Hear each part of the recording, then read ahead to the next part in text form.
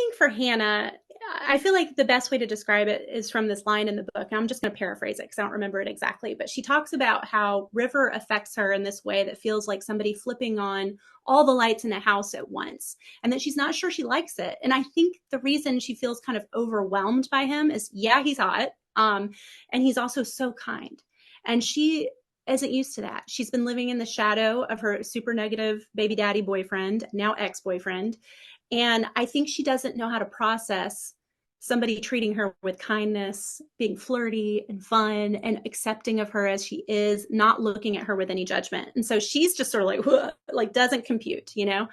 From River's perspective, I think River was already a little bit in love with her family because he has mommy issues too.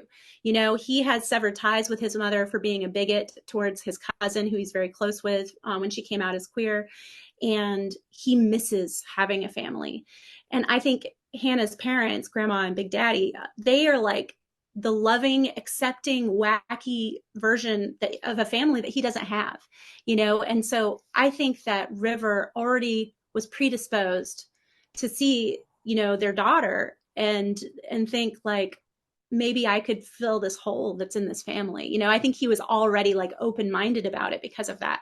And when he sees Hannah and how she loves her son so unconditionally, that's part of his wound. You know, it's the fact that his own mother's love was not unconditional, and he saw the conditions that were placed on it.